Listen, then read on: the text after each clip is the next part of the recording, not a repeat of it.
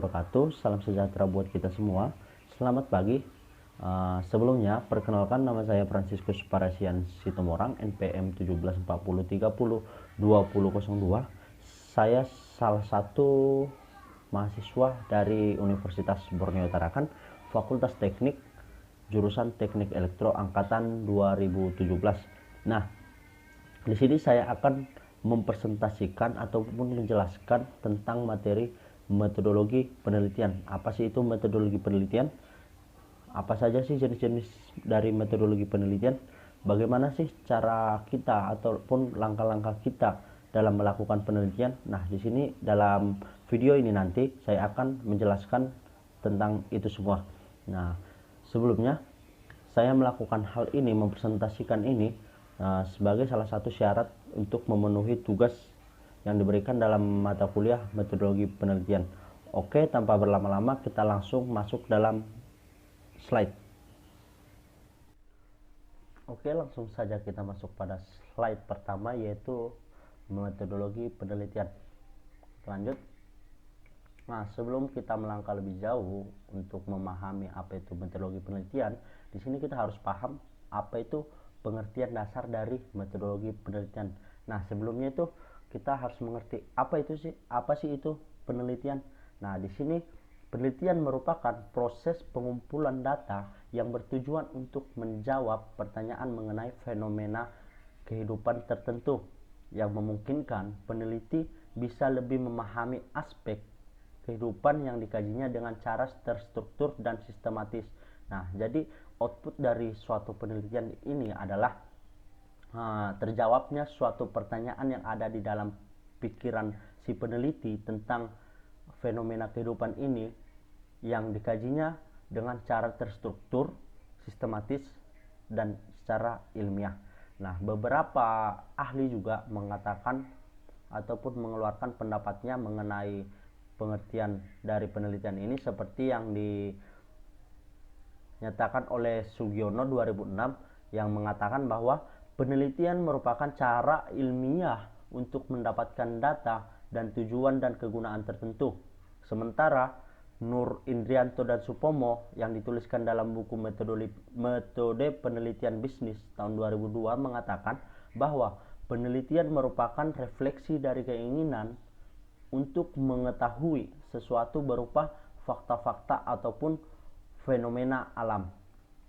Nah, selanjutnya metodologi penelitian. Nah, metodologi penelitian ini berasal dari kata metode yang artinya cara yang tepat untuk melakukan sesuatu dan logos yang artinya ilmu atau pengetahuan.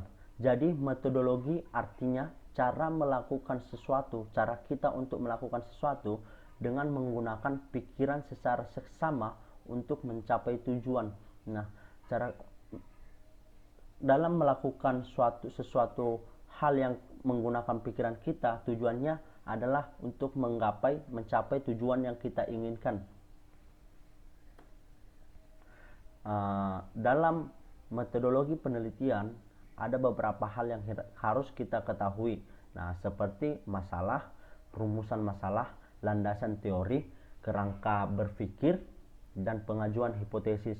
Nah, di slide berikutnya kita akan membahas satu persatu tentang 3 topik ini.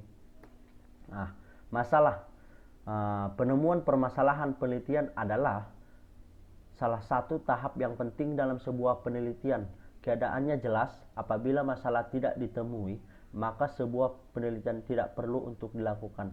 Nah, mengapa dikatakan suatu masalah ini hal yang penting ataupun tahap yang penting dalam sebuah penelitian? Karena awal dari sebuah penelitian adalah masalah. Tanpa masalah, kita tidak perlu melakukan penelitian. Sebelum untuk melakukan suatu penelitian, kita terlebih dahulu mencari masalah. Apa sih masalah yang akan kita teliti untuk mendapatkan jalan keluarnya ataupun mendapatkan hasil yang kita inginkan? Kita pelajari dulu, mencari masalah dulu. Nah, seperti yang dikatakan Sugiono pada tahun 2005 juga mengatakan, apapun bentuk penelitian, baik penelitian murni maupun terapan semuanya berangkat dari masalah untuk menemukan solusi yang dapat digunakan sebagai keputusan. Nah, jadi jenis penelitian apapun itu bentuknya, baik itu murni maupun terapan, semua harus berawal dari masalah. Tanpa ada masalah, jadi berarti penelitian itu tidak ada. Langsung rumusan masalah. Nah, rumusan masalah dalam sebuah proposal penelitian adalah hal penting mendasar. Rumusan masalah akan menjadi penentu apa bahasan yang akan dilakukan dalam penelitian tersebut. Pertanyaan-pertanyaan yang diajukan dalam perumusan masalah kemudian akan dijawab dalam proses penelitian dan tertuang secara sistematis dalam laporan penelitian. Semua bahasan dalam laporan penelitian termasuk juga semua bahasan mengenai teori dan metodologi yang digunakan semua mengacu pada rumusan masalah. Nah, setelah kita mendapatkan permasalahan tadi yang kita cari, apa masalah-masalah yang kita dapat, maka masalah tersebut kita rumuskan. Rumusan masalah ini adalah langkah setelah dari mencari masalah.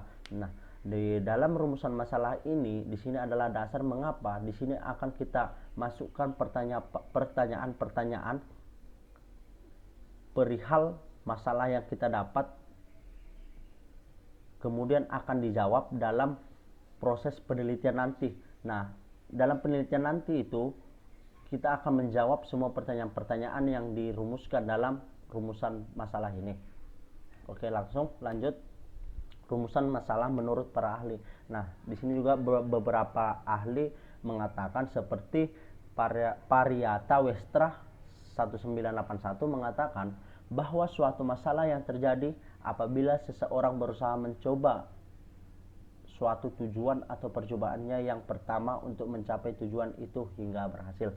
Nah, sementara menurut Sutrisno Hadi 1973 mengatakan masalah adalah kejadian yang menimbulkan pertanyaan kenapa dan kenapa. Nah, jadi rumusan masalah ini intinya berisi sebuah pertanyaan yang akan dijawab pada penelitian yang kita lakukan nanti.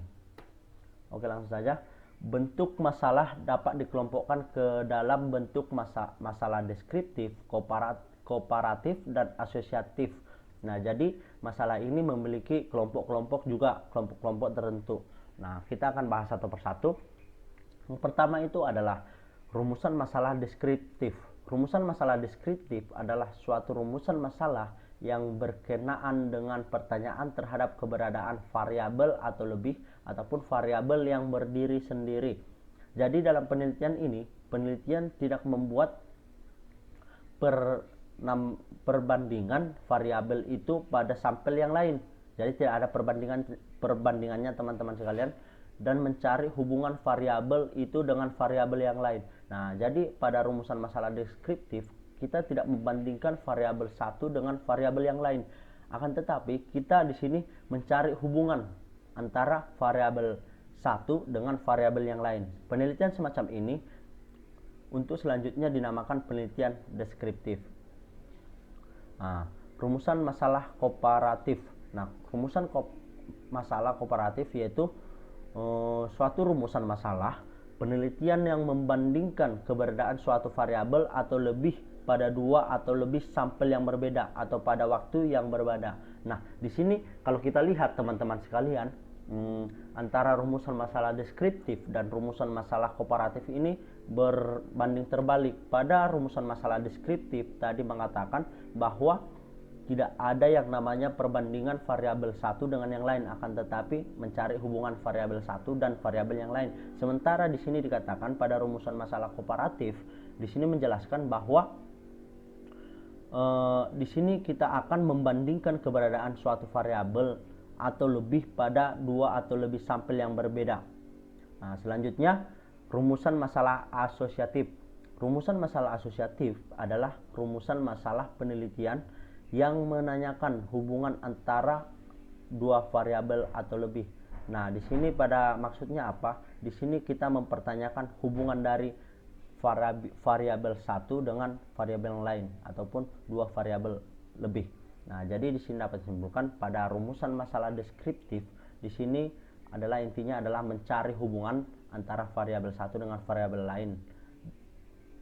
Sementara pada rumusan masalah komparatif kita membandingkan antara dua variabel atau lebih, dan rumusan masalah asosiatif di sini kita mencari ataupun menanyakan hubungan antara dua variabel lebih. Oke, next. Oke, selanjutnya rumusan masalah dapat berupa pernyataan ataupun pertanyaan. Jadi teman-teman, rumusan masalah ini tidak hanya pertanyaan saja, akan tetapi ini dapat berupa pernyataan ataupun pertanyaan. Nah, selanjutnya beberapa hal yang harus diperhatikan dalam perumusan masalah, yaitu yang pertama, dirumuskan secara jelas. Yang kedua, menggunakan kalimat tanya dengan mengajukan alternatif tindakan yang akan kita lakukan. Yang ketiga, dapat diuji secara empiris. Keempat, mengandung deskripsi tentang kenyataan yang ada dan keadaan yang diinginkan. Yang lima, disusun dalam bahasa yang jelas dan singkat. Keenam, jelas cangkupannya. Dan terakhir yaitu memungkinkan untuk dijawab dengan mempergunakan metode atau teknik yang akan kita gunakan. Nah, jadi ini pertanyaan ataupun pernyataan yang kita keluarkan pada rumusan masalah ini harus memungkinkan untuk dijawab pada metode penelitian yang akan kita gunakan nanti. Nah, selanjutnya landasan teori, kerangka berpikir, dan pengajuan hipotesis.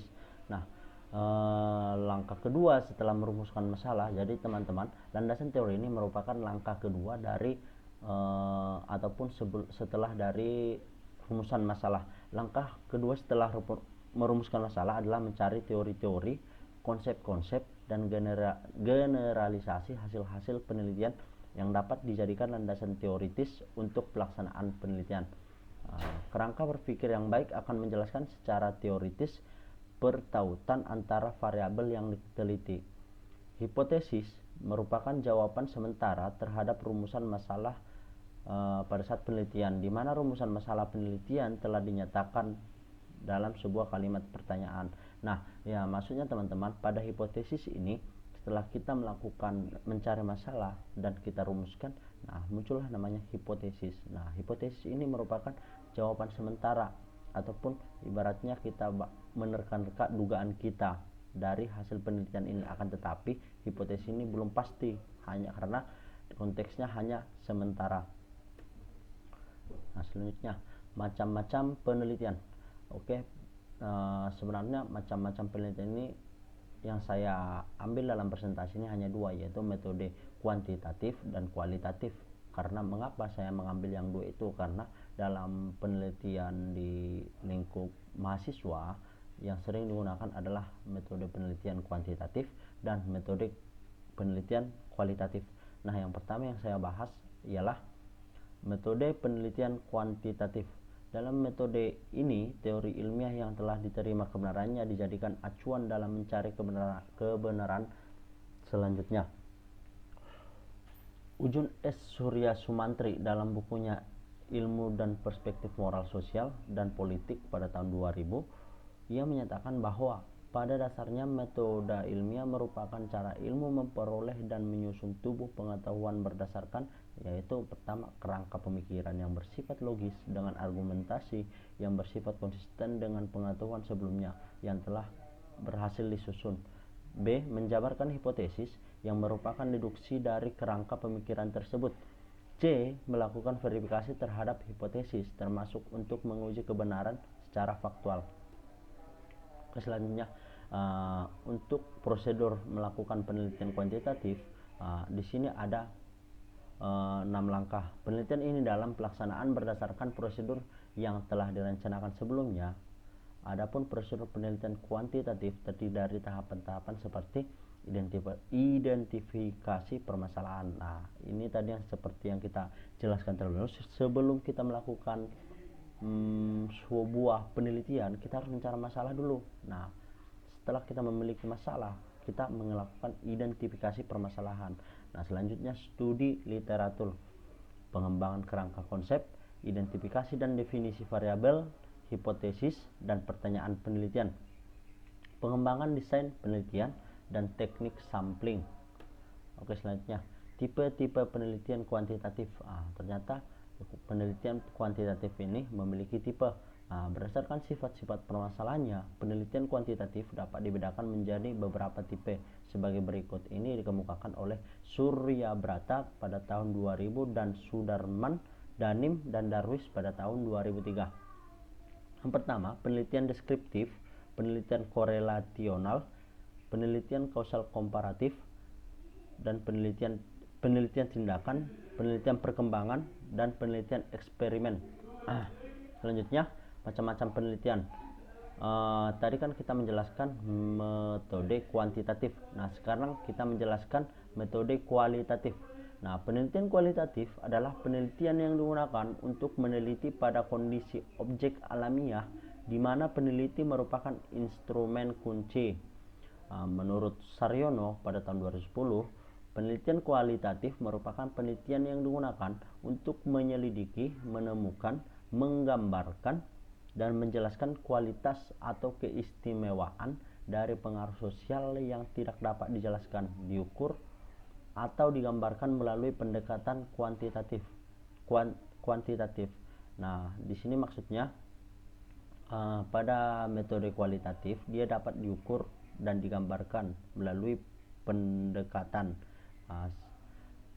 Perbedaannya dengan penelitian kuantitatif adalah penelitian ini berangkat dari data, memanfaatkan teori yang ada sebagai bahan penjelas, dan berakhir dengan sebuah teori. Tujuan diadakannya penelitian kualitatif yaitu, menurut Krisyantono, tujuan penelitian kualitatif adalah untuk menjelaskan suatu fenomena dengan sedalam-dalamnya dengan cara pengumpulan data yang sedalam-dalamnya pula, yang menunjukkan pentingnya kedalaman dan detail suatu data yang diteliti. Berarti hasil dari penelitian ini tergantung dari data yang dikumpulkan. Mungkin semakin banyak pengumpulan data yang didapat, maka akan menghasilkan suatu penelitian yang semakin detail dan teliti juga.